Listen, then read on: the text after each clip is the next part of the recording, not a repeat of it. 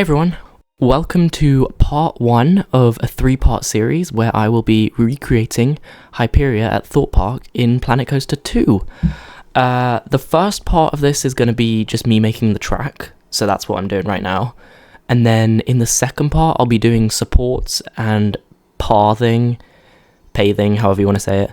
And then also, I think I'll do the transfer tracks in that part. And then the final part, I'll be doing the station building, the theming, and I think I'll do landscaping in both parts, so it'll be like spread over both, but that's my plan for it. When building this, I used a few references. So how I did this is I had the construction plans up. So I had the overview construction plan that showed like where the paths went, what the layout looked like from above.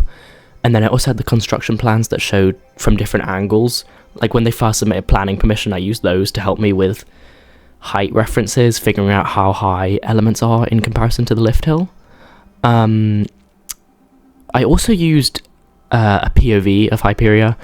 I did that to try and figure out the banking and the heart lining. You can kind of see me struggling with it in this bit right here. For some reason, Planet Coaster can be really annoying sometimes because it's like you can try turn the track with the banking and it won't work because it exceeds track limits. But then if you turn it with the actual turn feature, I don't know what you call that, it does work. So this is what I did here, is I tried banking it first, but the shaping just didn't look right. So I then redid it using the turn features, because the drop on Hyperia is like, it goes beyond vertical before turning. And so when I was doing it on Planet Coaster, they only let me go to vertical before turning, so I had to try to figure it out. But anyways, ignoring that, I used the Mac Extreme Spinner coaster type for this ride, and then I used just the regular Mac multi-launch train. The reason I used the spinner track is because it comes with different spines, like the actual track has different spines. So if you see what I'm building right now, it's got like I don't even know what you call it, like just a thicker spine, which the Mac multi-launch for some reason doesn't come with, so this was just a better choice for me.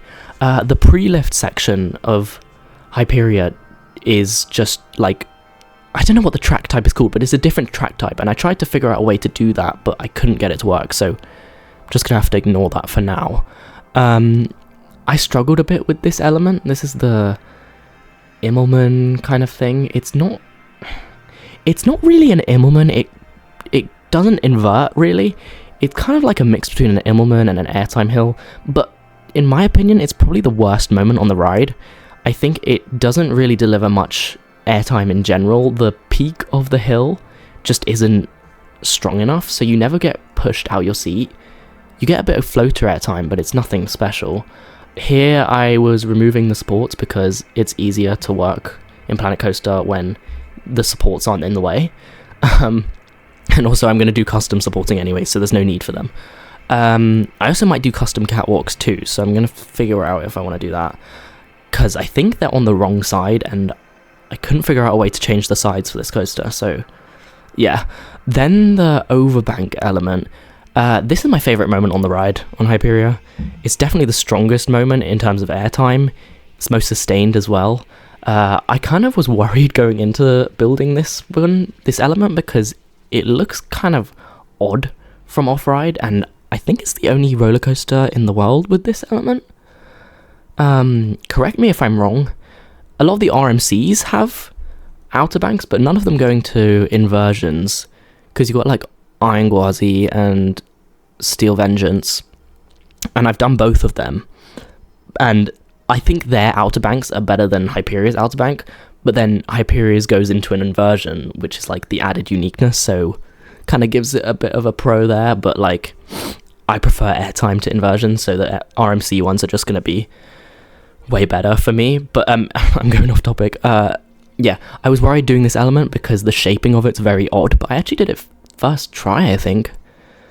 Yeah, I had to redo the exit of the element at one point because I got the banking a little off, but the actual peak of the hill or outer bank and then the inversion bit, it actually worked quite well. I used a POV mainly for this. I used the side construction plans to figure out how tall it was, but For everything else, I just went off POV and a couple images that I found online.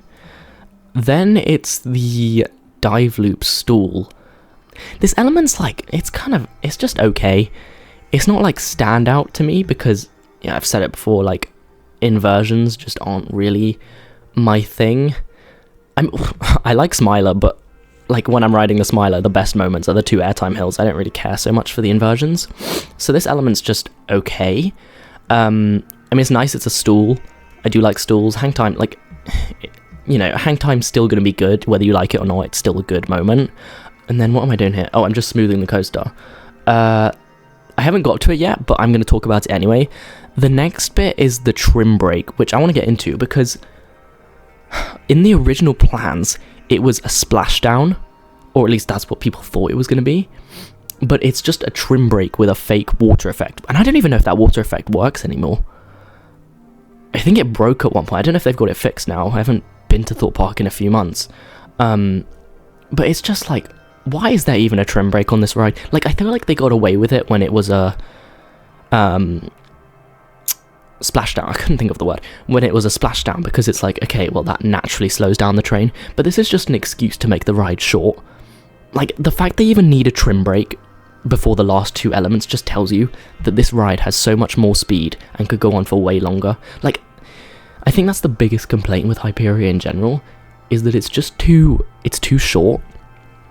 And I don't know, because I did Voltron a couple days ago, actually. I recently got back from going to Europa Park for the winter event, and I did Voltron, and that ride is just so long. Like, you get to the first half, and then you stop for a bit before you do the turntable to launch backwards, and even at that bit where the turntable is, even that bit feels longer than what Hyperia is. I don't know if it is, but it just feels it, like, and then it goes on for another half. Like, I just think Hyperia could do so much more. I mean, let me know if you want to see a video about that. I could do a video where when I finish this recreation, I could do a video where I do my own layout of Hyperia and extend it without the trim brake. Because honestly, I hate the trim brake. I so badly wish they didn't do a trim brake, and they just, even if it was just an extra airtime hill plus a helix and maybe one more inversion, that would be better. But it's like the number of elements on this ride is so small. What is it, like 5, maybe 6 in total? And I get they're drawn out, like they're big elements, but it's just, ugh. And then, oh yeah, I had to redo the station bit because I made the first turn too close to 180 degrees when actually it's not. I was always under the impression that the lift hill of Hyperia is like parallel to the brake run, but it's actually not.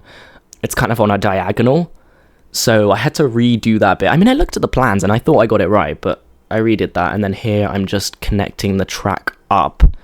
A bit more about this video and the channel. I've always wanted to do roller coaster videos. I mean, I've played Planet Coaster for so many years. I started in like 2020. I used to watch like the recreations and like, you know, like Silverette and all those YouTubers back in like 2020, 2021. And I always played this game, but I don't know why I never created a YouTube channel about it. But either way, I've started it now. Here's me smoothing the coaster and also reprofiling some sections. Talking about smoothness, I don't know if it's just me, but like, does anyone find Hyperia a little bit rough?